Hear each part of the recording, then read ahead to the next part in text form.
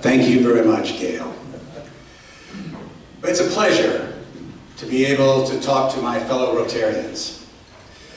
So today, I'm going to follow in the vein that was created by Charlie Hardcastle. Remember, Charlie said to you, when I finish this talk, there are going to be a lot of you that won't like me.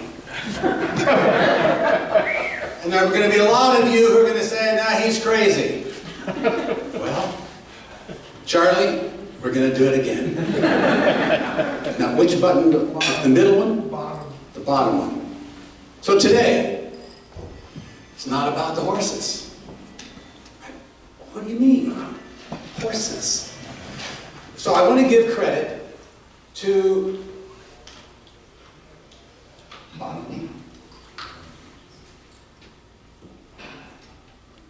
it's stuck. I want to give credit to Tony Seba. Tony is the founder of rethinkx.com. And so lots of these ideas I learned from him. Okay. It's set too long. Got it. Oh yeah, just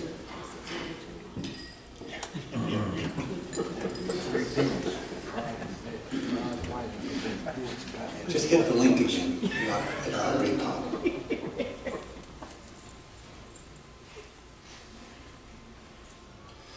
Tony runs a firm, rethinkx.com, in which he describes, he tries to help people understand disruption and what happens when disruptions occur.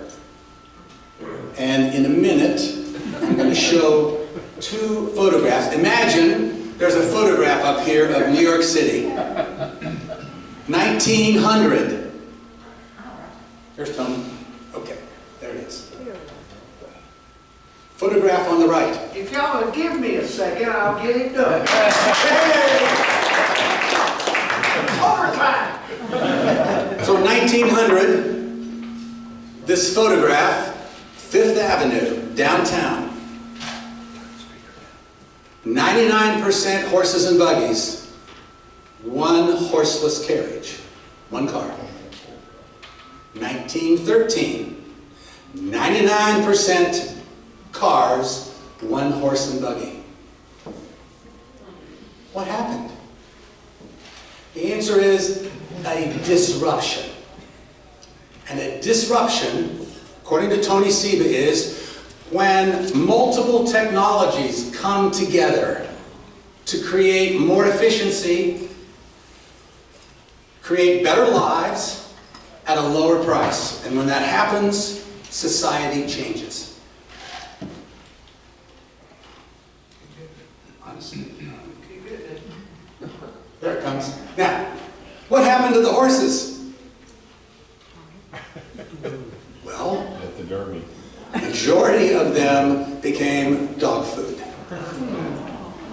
But some of them were bred. Not all of the horses disappeared, but what emerged were thoroughbreds who weren't used to transport.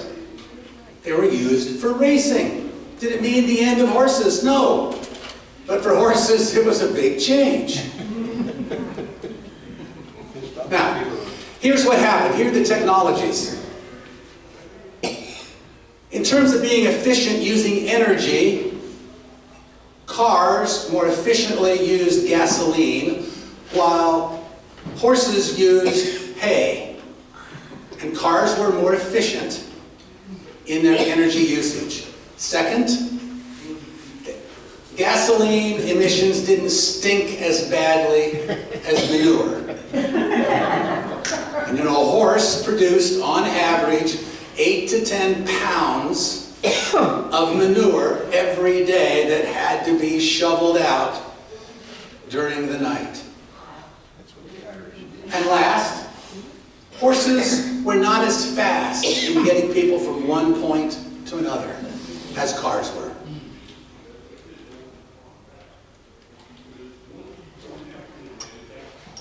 Now this is Tony Seba's encapsulation of what went on from 1900 to 1913.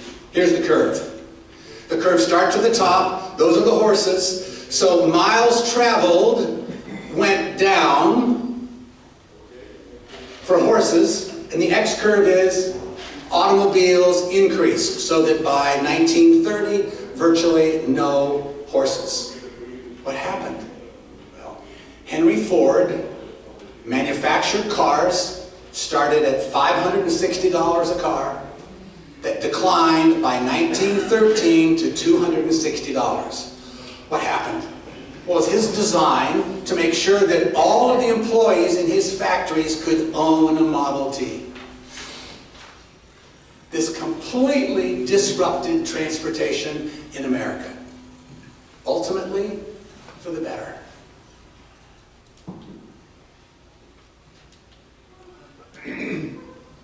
Now,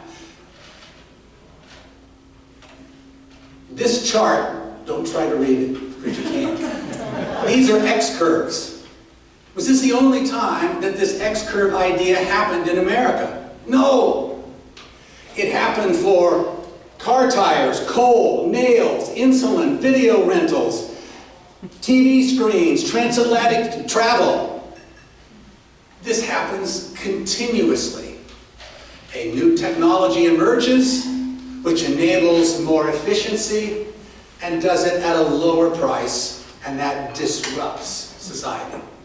Disrupts at the beginning and gives us the potential to live a better life over the longer term. Now, today, it's not about horses, it's about us. So many Rotarians here are facing how many baby boomers in Rotary? Raise your hands. Baby boomers. Oh, look at the hands here. I'm in a good crowd. But what we know is that we love driving, but one of these days, our spouse is going to reach out his or her hand and say, "Give me the keys." Our driving time is limited. Second, we have mobility issues. It's tougher for us to get around. How are we going to get from point A to point B if you have to call your neighbor or call Uber or call someone to get you from one place to another? And last, what happens when you need help and there's nobody there? What are you going to do? Who's going to take care of us as we age? A disruption is occurring now. It is the answer.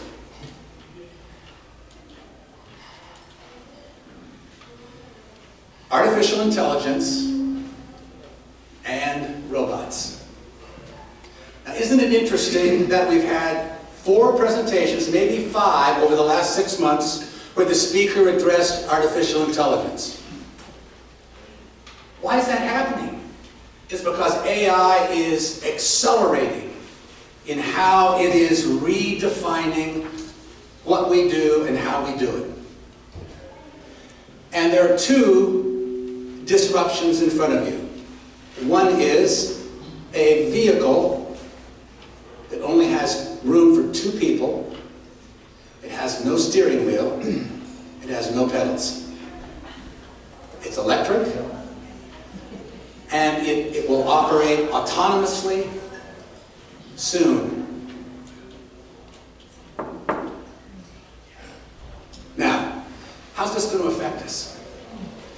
If you're driving, the software technology is being developed. It's almost ready to be autonomous. And that means you won't have to steer your cars. You will have fewer accidents because you're not falling asleep. You're not getting distracted. And the car will drive you. Now remember what I said at the beginning. Some of you are going to say, "Derry, you're crazy." I know. The question that I want you to ask is,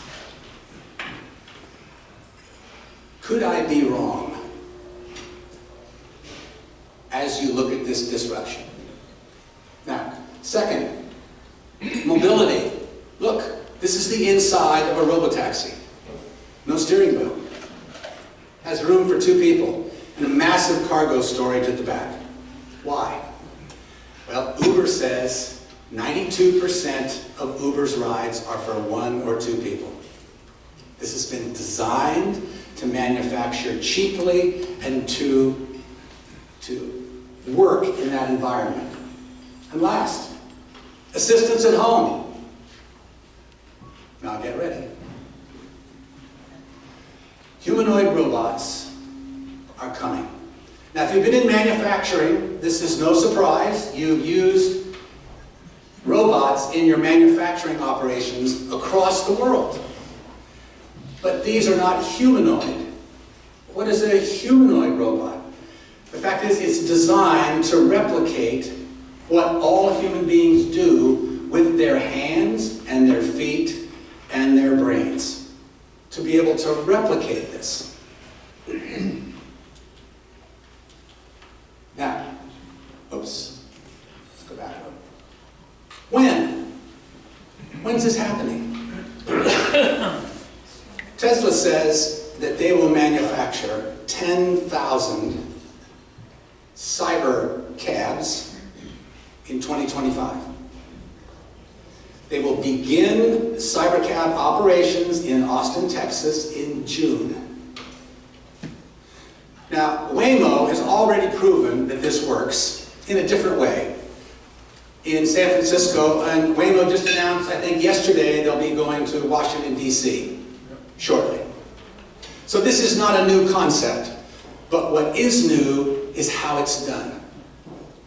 The cybercab uses video only. Why? Well, that's what we do. Our whole lives are orchestrated by what we see and how we can respond quickly. In the next 2 years, Elon Musk, and as I mentioned that name, that is a bit disruptive for some people. So, he just said that Tesla will manufacture cybercabs every 5 seconds, or about 6.2 million in the next 2 years. And then they will 10x it. Then it'll be 60 million. And why are they doing this? To be able to solve the problems that we have as baby boomers.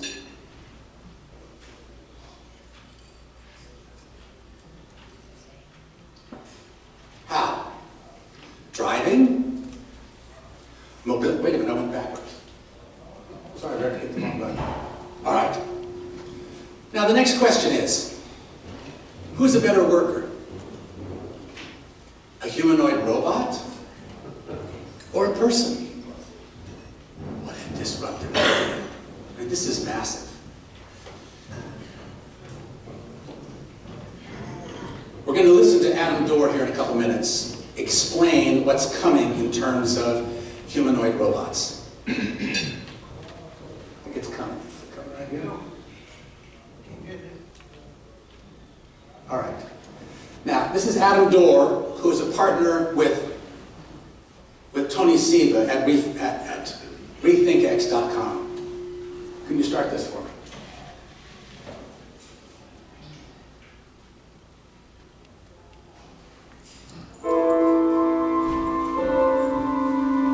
Hi everyone, Adam from RethinkX here. Leaders in government and industry are trying desperately to reassure the public and themselves that AI and robots won't upset the status quo. AI, I really believe, will facilitate and make people more productive.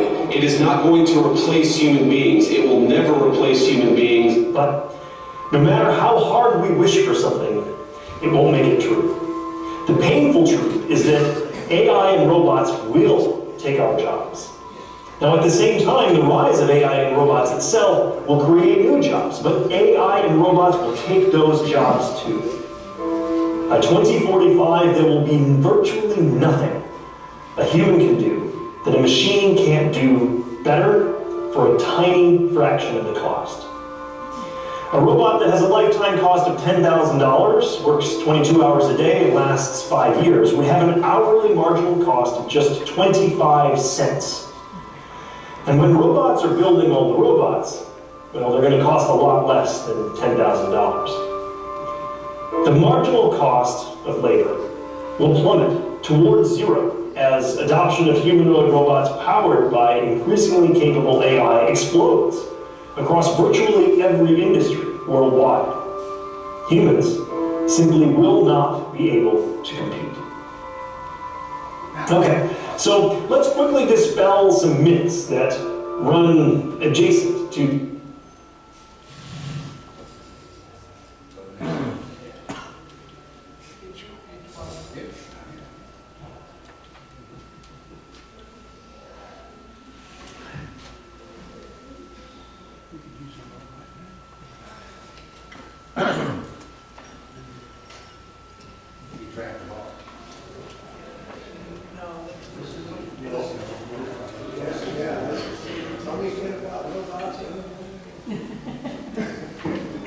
You want to see my green dick? Robots don't talk back.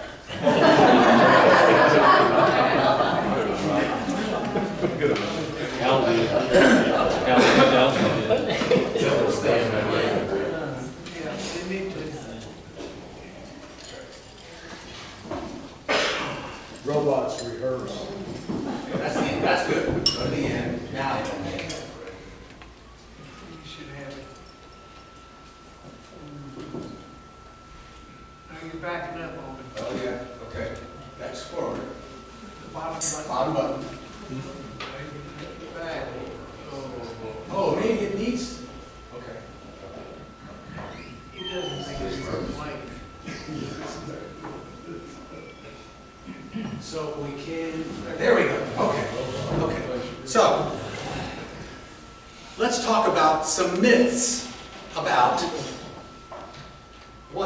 how robots will change our lives going forward. Myth 1, we're still many years away from AI robots replacing human labor.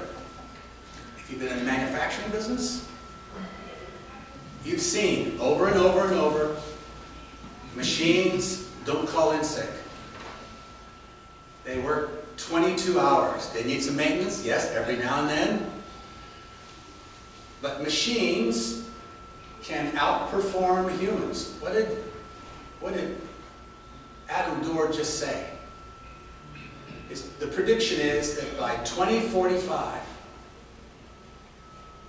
machines will do every task that a human can do better and cheaper.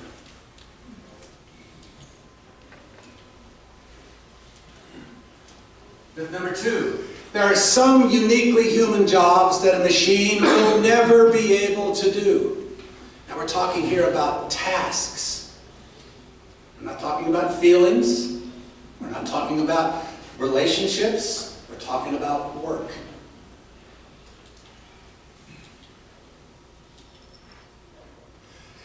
Humans and robots working together will be more effective than robots alone.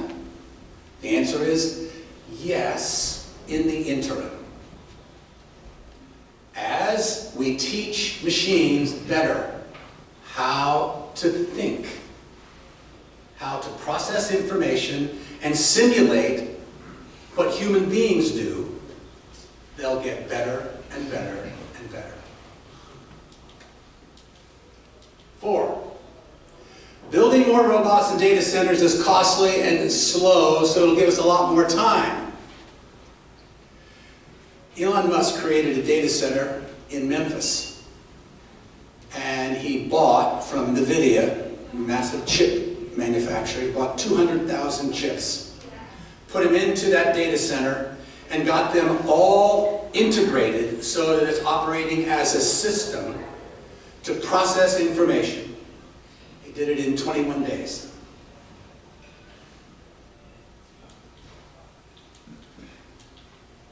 5, even if the machines take over our jobs, it will happen over decades, so we'll have plenty of time. So is that what the horses thought? No, the horses said, okay, get me going, strap me in. So if you think about the problem in 1913, and you imagine that you were in the horse and buggy business, and horseless carriages took over. So were you concerned?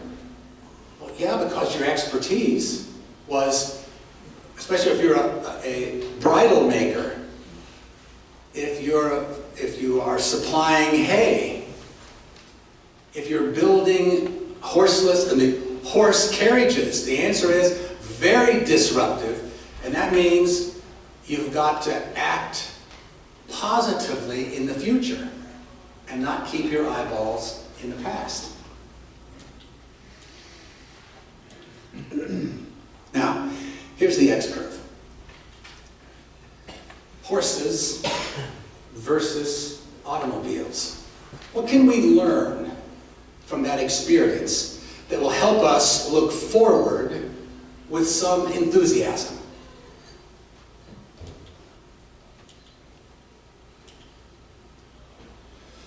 So when we ask the question, what should horses do? Today we are asking the question, what should humans do? In a world where machines are doing most of the labor. What's the future look like? This, in fact, we call a paradigm shift. Now, this is old Stephen Covey. Baby boomers all went through Stephen Covey. You've seen this photograph before.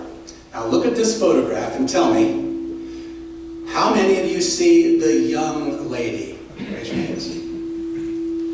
How many of you see the old lady? Is there some disagreement? We used to have this conversation in talking about the 7 habits of highly effective people.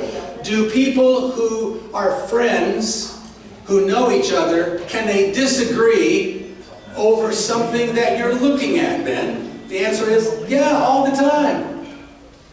So this notion about machines replacing human labor is a massive disruption that is going on. And this is a paradigm shift.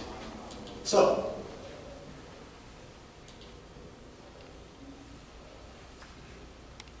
as Rotarians, we get it. Service above self has been our motto since Paul Harris in 1905. It's been how we operate as an organization, and it attracts people who believe service above self. In an environment in which machines do things a lot better than humans, can humans still operate as Rotarians? The answer is not only yes, but hell yes. Now, what should you do? Number 1, 3 suggestions. Stop Googling. You should be grokking instead of Googling. What are you talking about, Derry? Well, Grok is the chat GPT that was invented by Tesla. It has been programmed from those 200,000 GPUs in Memphis. And it is constantly upgrading all the information that's available in the world on the internet and supplying it to you without advertising. This is on X. If you sign up for X, Grok sits right there and it's free. You click on Grok, you ask it, you can type in whatever you'd like, and it will give you, not advertising, it will give you the best answer. and the logic behind it. Grok it. You can Google it. I Googled it.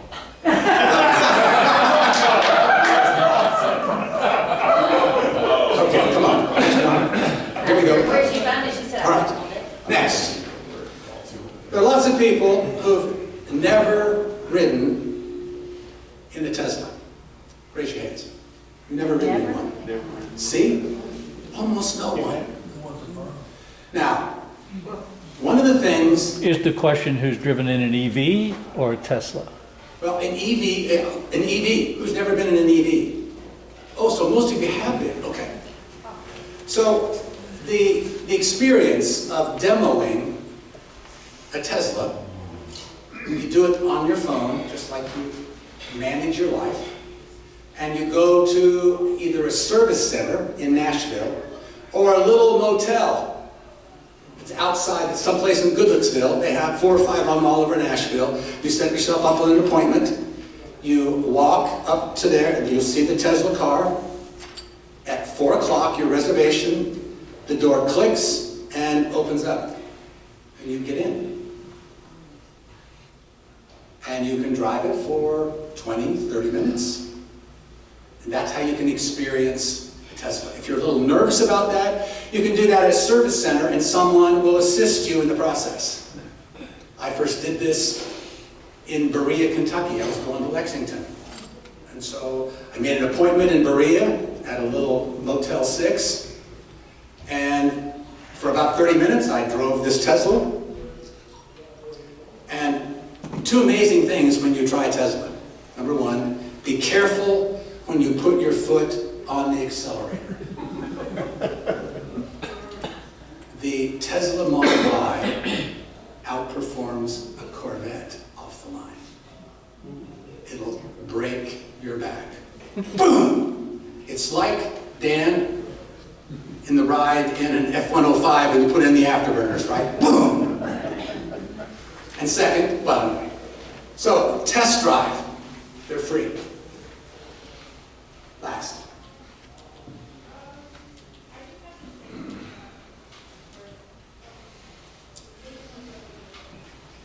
Last year, about this time, I bought a few shares of Tesla. That's what caused me to want to know more about Tesla. You own the stock, you're kind of thinking about, is it going to go up? And the answer was, in the time period I was in, it went up like crazy. And then Trump gets elected, and the Tesla haters emerge, and Tesla goes down by 50%. Did I sell? No. You buy some more. So, in your Roth IRAs, make a little place for a few shares of Tesla for you and your beneficiaries. Tesla will become the largest company in the world in 5 years. Don't take my word. Go to Grok, ask Grok. Now, we got time for questions. Thanks, Tracy. Yes. Charlie Hardcastle.